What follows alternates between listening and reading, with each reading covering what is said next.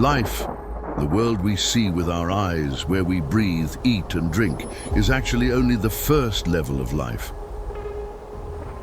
According to Islamic scholars, there are 4 more levels. Some people, although they seem to have passed away from this world, are actually living just like us, eating, drinking, walking around, visiting people, in a life free from the limits of time and place. Sometimes they appear before your eyes. Maybe they pass by you. Maybe they visit your dream. The Quran mentions this mysterious truth about those at the level of shuhada by saying, "Do not say they are dead, they are alive." Today, we will explain 2 of the remaining 3 levels through the stories of 4 prophets.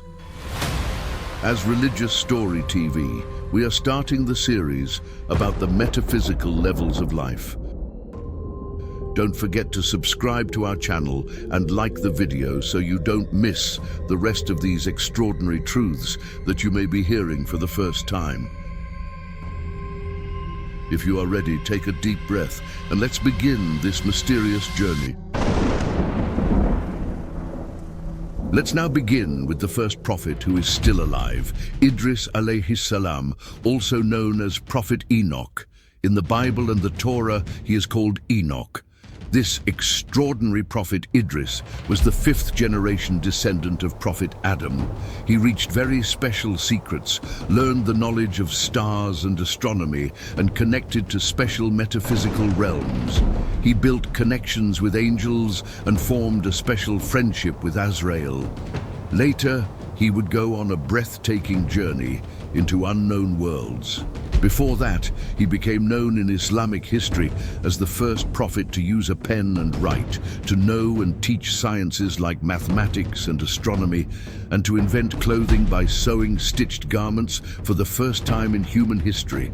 According to narrations, Idris alayhi salam, whose name is mentioned twice in the Quran, was born in the region of Babylon.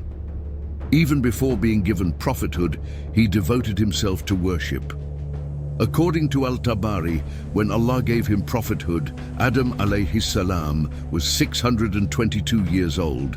He was sent as a prophet to the sons of Qabil, called them to the truth, invited them to obey Allah and resist Shaitan. But most of his people did not listen to him. It is narrated that he had about 1,000 believers who followed him. He knew all the languages of his time and taught people in their own languages. He was sent about 1,000 years before Nuh alayhi salam. Allah revealed to him 30 suhuf, pages. Idris alayhi salam spent most of his time remembering Allah. The angels loved him very much and often visited him. One day, he said to the angel in charge of the sun, "I want to see Azrael alayhi salam. Can you tell him for me?" The angel of the sun replied, "All right, I will meet him and tell him your request."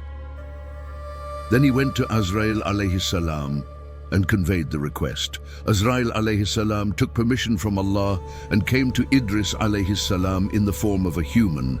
He appeared to Idris alayhi salam during his time of worship. When Azrael alayhi salam saw him, he greeted him and said, "O Prophet of Allah, may I be your companion." Idris alayhi salam did not realize he was an angel. Thinking he was just an ordinary man, he said, "I have dedicated these 4 days to worship.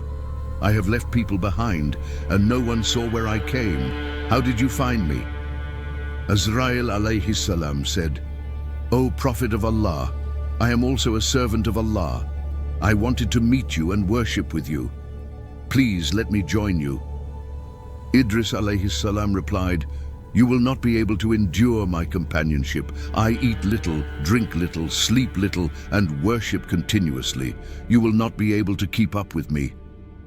Azrael alayhi salam said, "I hope Allah gives me strength. Inshallah, I will endure."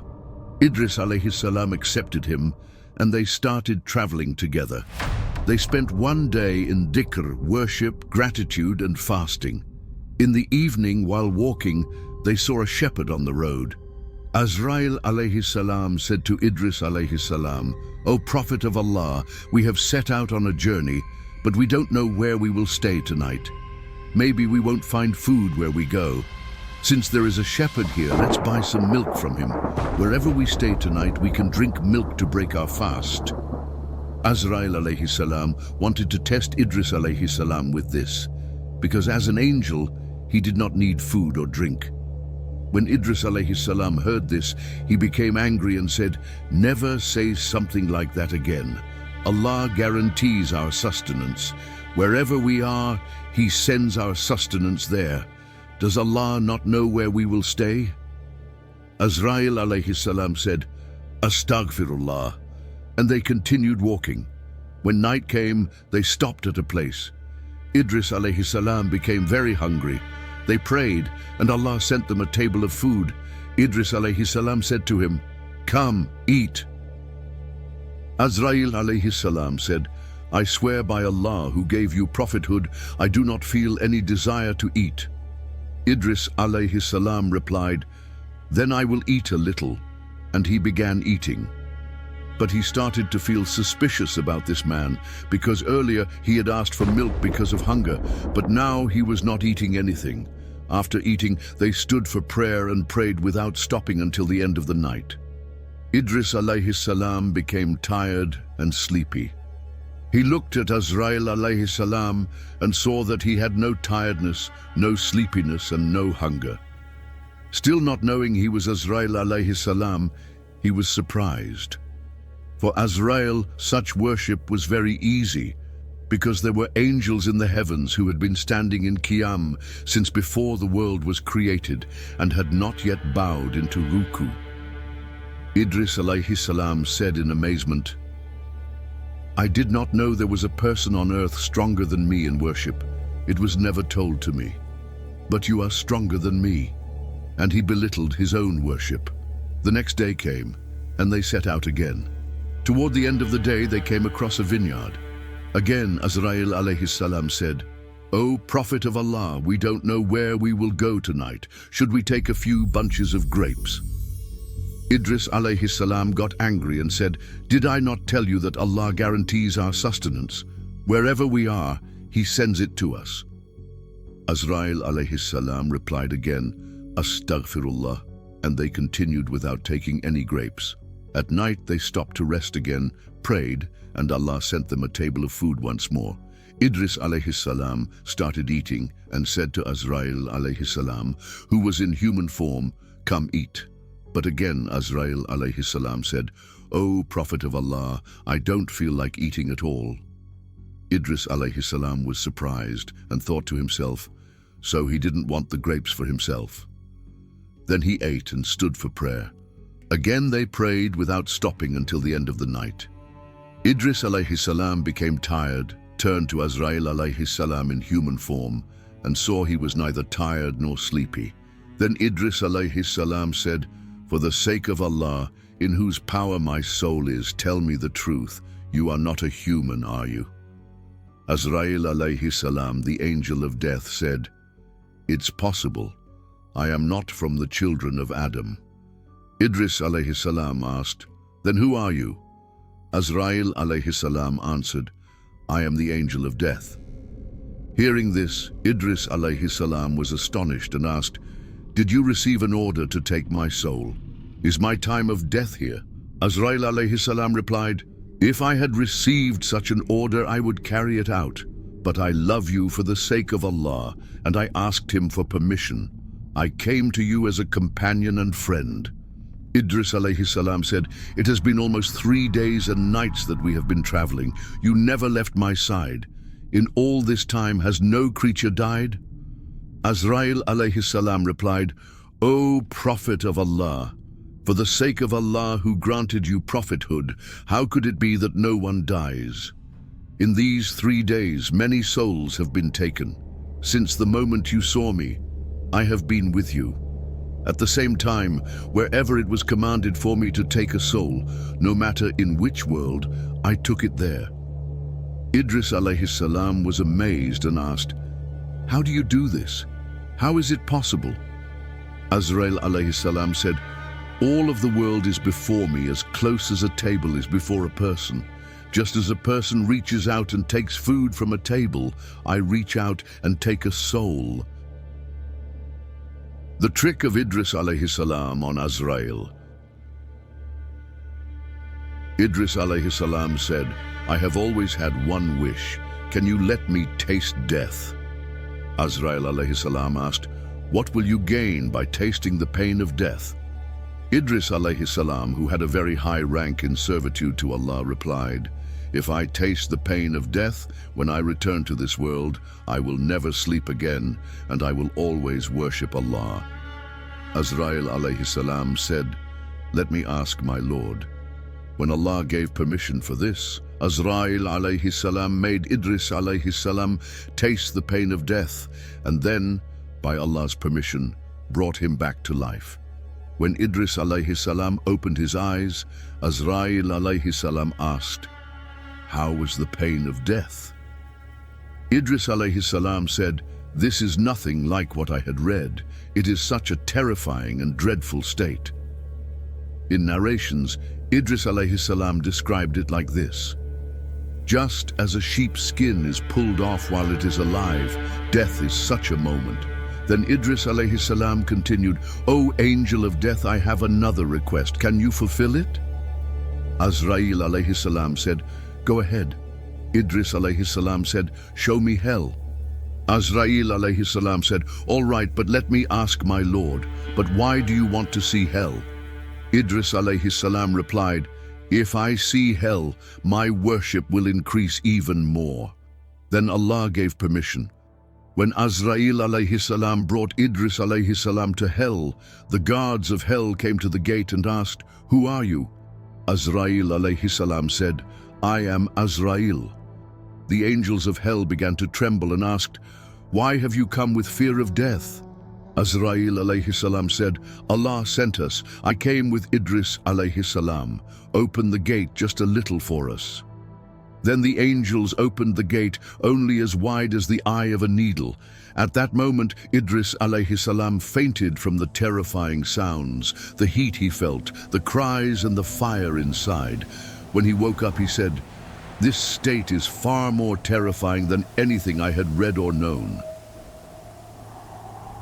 The entry of Idris alayhi salam into paradise and his stay there.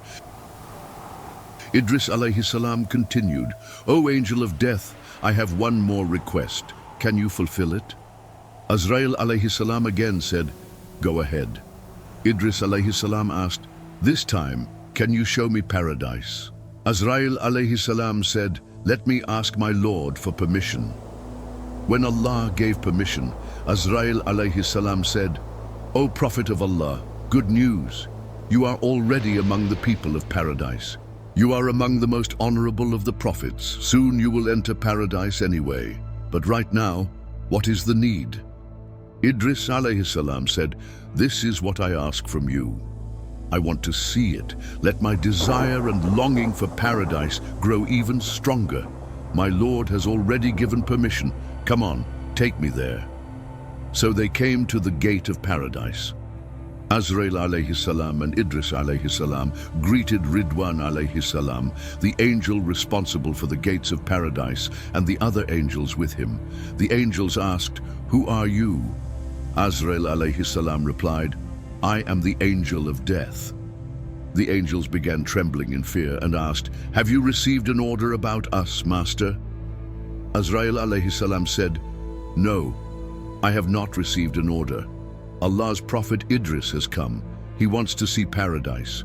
We have received permission from Allah. Open the gate so that he may see.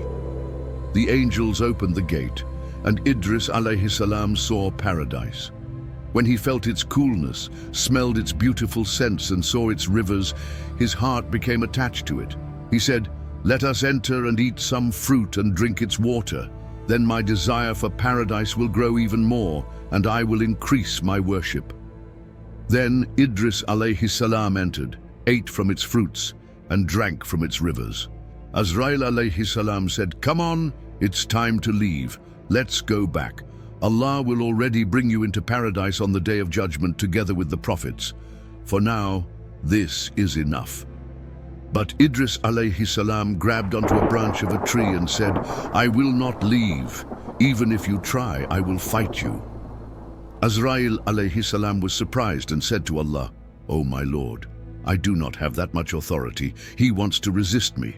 What should I do?" Allah said, "Appoint one of the angels as a judge between you and enter into a trial. Both of you present your evidence." Azrael alayhi salam asked Idris alayhi salam, "What evidence will you present to me?" Idris alayhi salam said, "I will bring evidence from the verses." He continued, "The judgment of Allah is that every soul shall taste death. I have already tasted death, and the people of paradise will say, 'We will never die again.' In the world, there is only one death, and I have already experienced it. Is there any verse that says Allah kills his servant twice?" Azrael alayhi salam replied, "No." Idris alayhi salam continued, "Allah also says, 'There is none among you except that he will pass by hell. I have already passed by it.' And he says, 'They shall never be removed from paradise. Now I have entered paradise. Once entered, there is no leaving. This is Allah's decree. Because of these evidences, I will not leave." Azrael alayhi salam asked Allah, "O my Lord, what should I answer him?"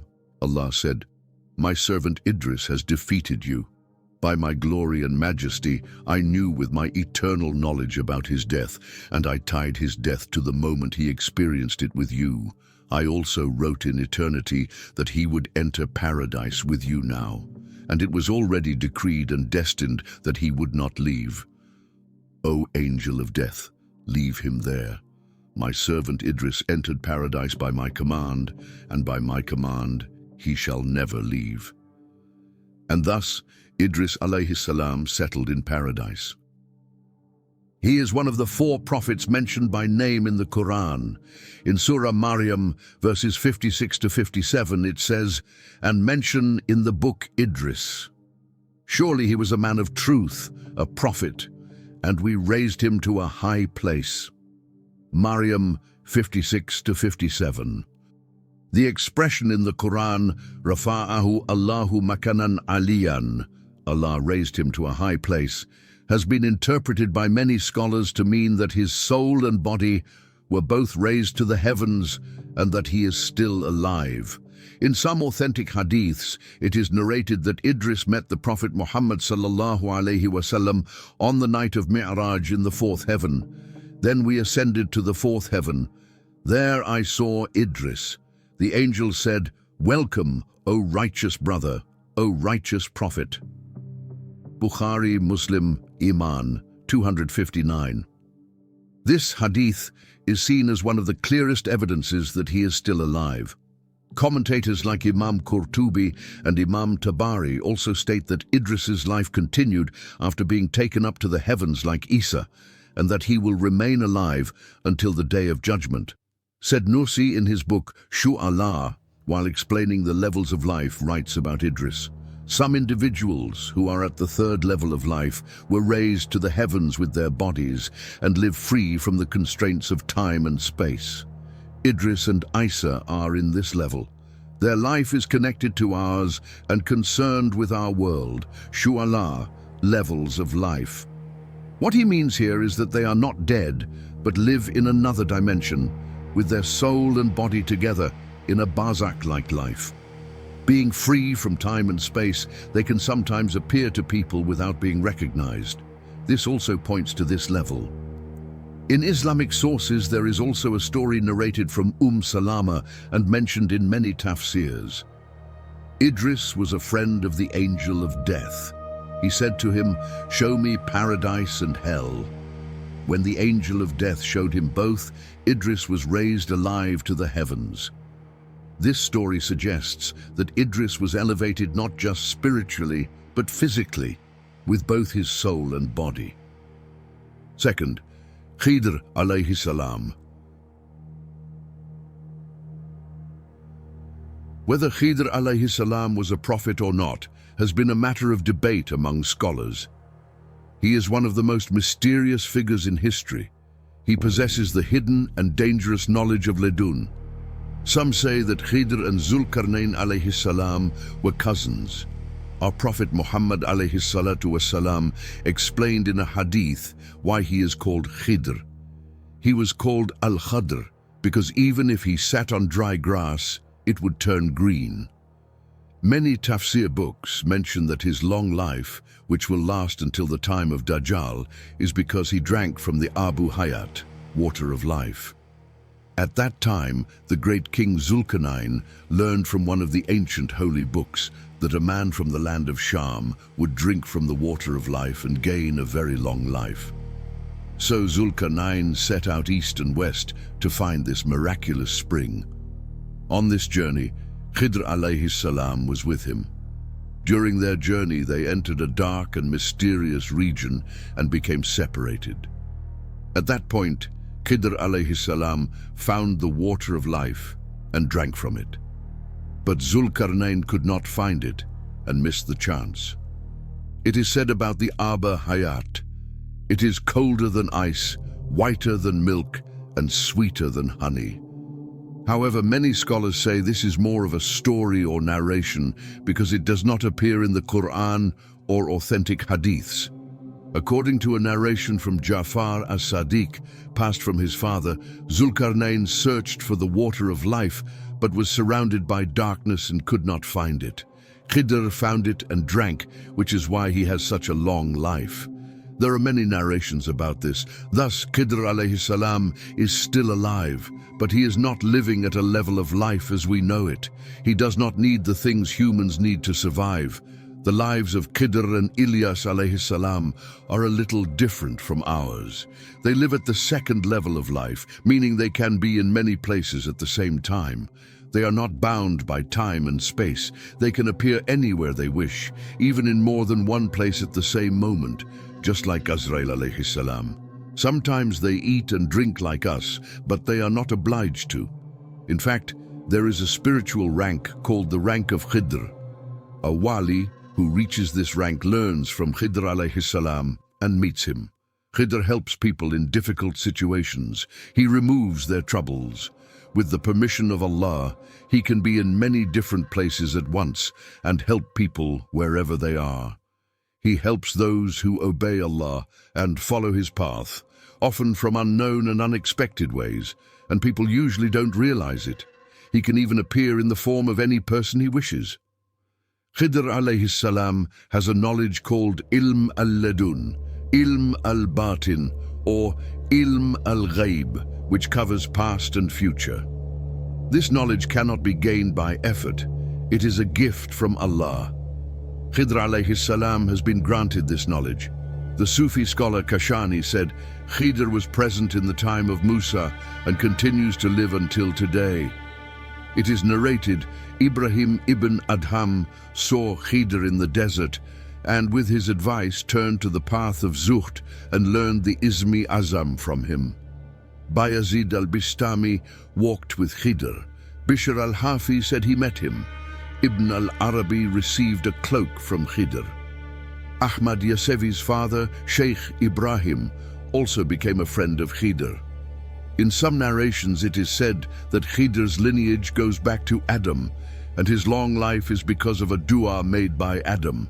Before his death, Adam said to his children, "My body will be kept in a cave. When you leave this land, take my body and bury me in the land of Sham. Whoever buries me in Sham, Allah will grant him life until the day of judgment." After Adam was buried, this blessed long life was given to Khidr. One day, Musa alayhi salam was giving a sermon to Bani Israel when someone asked him, "Who is the most knowledgeable person in the world?" Musa alayhi salam replied, "I am the most knowledgeable among the living today." But Allah did not like this answer and said to Musa alayhi salam, "O Musa, I have a servant who has knowledge that you do not know. He is at the place where the two seas meet." Musa alayhi salam said, "O my Lord, I want to meet him." Allah said, "Take a fish with you and put it in a basket. At the place where the fish disappears, you will find him." So Musa alayhi salam set out on a journey with his helper, Yusha bin Nun. When they reached the place where the two seas meet, they decided to rest. While resting, the fish jumped out of the basket and into the sea. The next day they continued their journey. Around noon, Musa alayhi salam asked Yusha to bring the fish. Yusha said, "While we were resting at the rock, the fish came alive and jumped into the sea. I forgot to tell you, Shaitan made me forget." Musa alayhi salam became excited and said, "That is the place we were looking for." They immediately turned back, following their tracks. When they reached the rock again, they saw a man covered with a cloth. Musa alayhi salam greeted him. The man returned the greeting and asked, "Who are you?" Musa alayhi salam said, "I am Musa." The man asked, "Are you Musa of Bani Israel?" Musa alayhi salam replied, "Yes, I am Musa of Bani Israel." Then Musa alayhi salam said, "O Khidr, I want to stay with you for 3 days to learn from the special knowledge Allah has given you." Khidr alayhi salam said, "You will not be able to bear staying with me." Musa alayhi salam said, "Inshallah, you will find me patient, and I will not disobey you in anything." Khidr alayhi salam said, "If you want to stay with me, do not ask me about anything until I explain it to you." Musa alayhi salam accepted this condition. Then they started walking by the sea. Soon a boat came, and the owners let them board without taking any money.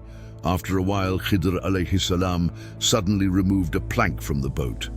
Musa alayhi salam was shocked and said, "You damaged the boat. These people did us a favor and you harmed them." Khidr alayhi salam replied, "O Musa, did I not tell you that you would not be able to bear with me?" Musa alayhi salam said shyly, "Please forgive me, I forgot." They continued and came across a group of children. Suddenly, Khidr alayhi salam killed one of the children. Musa alayhi salam was very angry and said, "You killed an innocent child. This is a great sin. Taking a life belongs only to Allah." Khidr alayhi salam replied, "O Musa, did I not tell you that you would not be able to bear with me?" Musa alayhi salam apologized again and said, "Forgive me once more. If I ask you again, then you can leave me." They continued their journey and reached a village. They asked the villagers for food, but no one gave them anything. Then they saw a wall about to collapse. Khidr alayhi salam repaired the wall without expecting any payment. Musa alayhi salam said, "These people didn't even give us food, yet you fixed their wall for free. You could have asked for payment." Then Khidr alayhi salam said, "O Musa, this is where we part ways. But before we part, I will explain everything to you. The boat belonged to poor fishermen. There was a tyrant king in that land who seized all good boats, so I damaged it slightly so the king would not take it. The owners can easily repair it later.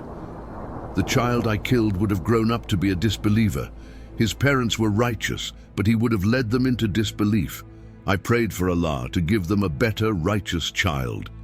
The wall I repaired belonged to 2 orphan boys. Their treasure was hidden under the wall. If the wall collapsed, others would have taken it. I repaired it so they could take it when they grow up." The Prophet Muhammad sallallahu alaihi wasallam said, "If Musa alayhi salam had been more patient, we would have learned many more wondrous things from their journey." These events are mentioned in Surah Al-Kahf in the Quran, but the name of Khidr alayhi salam is not mentioned explicitly there. It is narrated that before the Day of Judgment, when Dajjal appears and spreads evil in the world, Khidr alayhi salam will appear again, calling people to Allah's path and to believe in His oneness. Dajjal will confront him saying, "I am your God, believe in me." Khidr will refuse and declare his faith in Allah. Then Dajjal, in front of people, will split Khidr's body in 2 and kill him. But then he will rejoin his body, bringing Khidr back to life, and ask, "Do you believe in me now?" Khidr will reply, "Now I am sure that you are the Dajjal," and it is said that he will give his final breath in this way. 3. Isa alayhi salam. The other prophet mentioned by name in the Quran who is still alive today is Isa alayhi salam. He was sent as a prophet to Bani Israel. His mother Maryam was a pure and devoted woman, dedicated to Allah. As described in the Quran, one day an angel appeared to her and gave her the glad tidings of a son. Maryam, surprised, asked, "How can I have a son when I have no husband?" The angel replied that this was the command of Allah and that He can create whatever He wills. Maryam withdrew to a remote place and gave birth to Isa. She then returned to her people with the baby. The people were shocked to see her with a child and accused her. Maryam did not speak but pointed to the baby. Then Isa spoke as a newborn and said, "I am the servant of Allah. He has given me the book and made me a prophet." Thus his birth itself was a miracle. When Isa grew up, Allah sent him as a prophet and gave him the Injil. He called people to follow the Torah and worship Allah. His greatest distinction was being supported by miracles. With Allah's permission, he made a bird out of clay, breathed into it, and it became alive. He healed the blind and lepers, raised the dead, and informed people about what they ate and what they hid in their homes. Bani Israel tried to kill Isa alayhi salam, but Allah protected him by His divine power. Instead of letting them harm him, Allah raised him alive to the heavens. The Quran and authentic hadiths clearly state that Isa alayhi salam did not die and will return to earth before the day of judgment. According to narrations, he will descend at dawn near the white minaret in Damascus. 2 angels will descend with him. When he returns to earth, he will kill the Dajjal, get married, have children, then pass away naturally and be buried next to the Prophet Muhammad sallallahu alaihi wasallam in Jannat al-Baqi cemetery.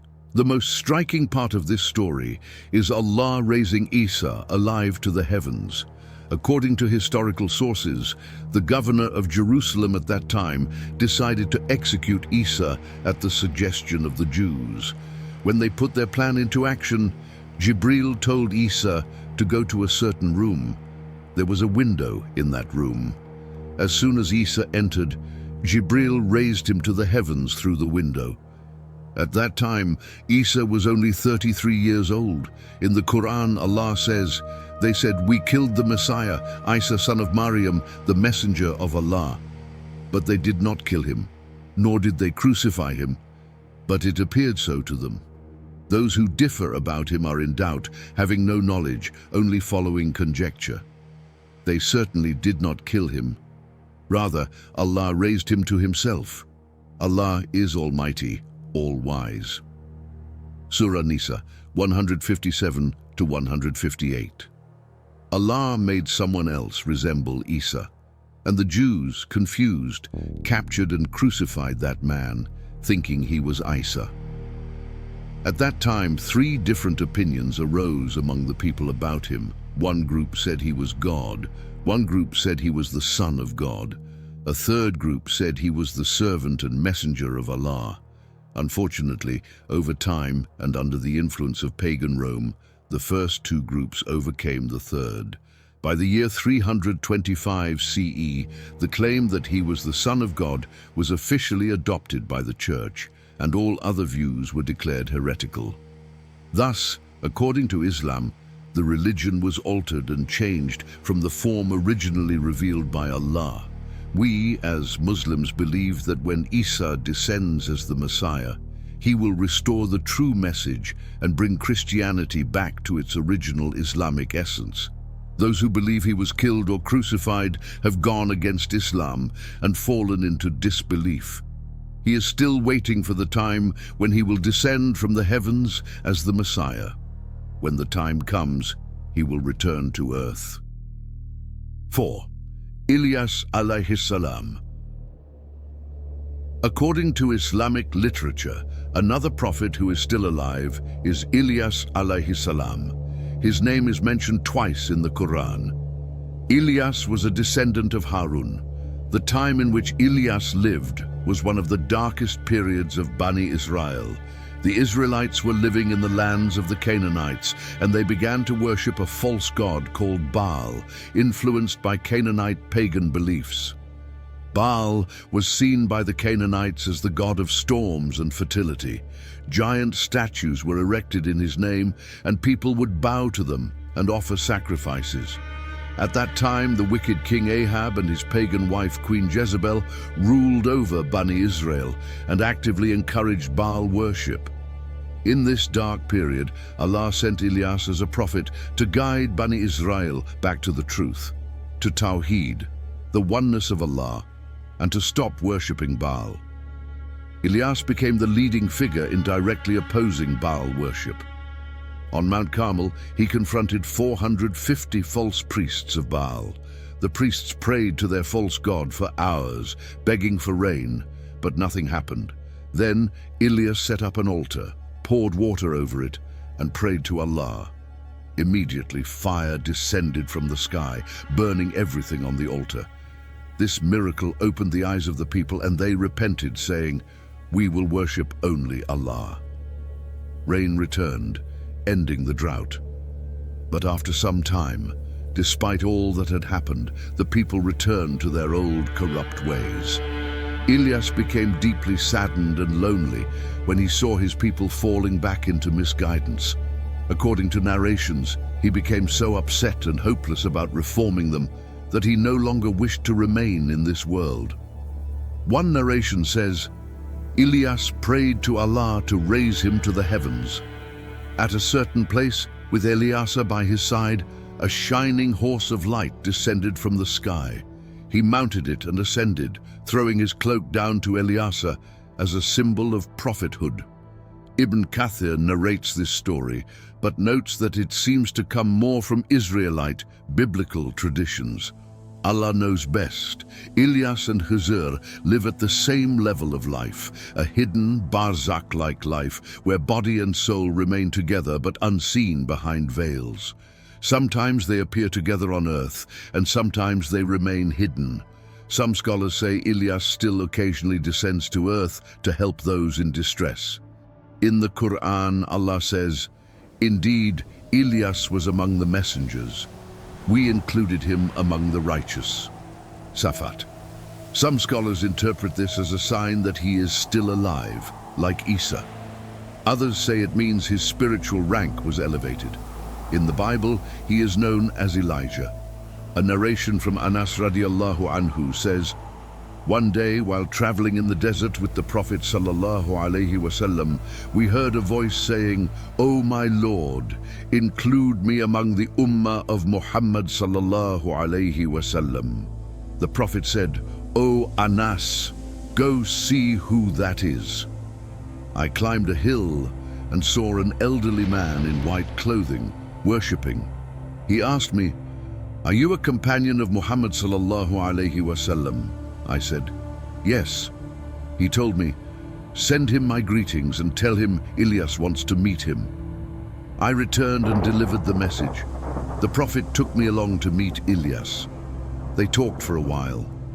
During their conversation, a table of food descended from the sky. The Prophet called me over and we ate together. After the meal, a shining horse descended. Ilyas mounted it and ascended to the sky. The Bible's Book of Kings also mentions Queen Jezebel as the one who promoted Baal worship. Ilyas called his people to abandon idols and return to worshipping Allah, but they rejected him and even plotted to kill him. Allah, however, foiled their evil plans and raised Ilyas to the heavens while he was still alive. We will continue this video series. Please don't forget to subscribe to our channel, turn on the notification bell, and share your thoughts in the comments. Like the video and support us in this way. May Allah protect you. Assalamu alaikum.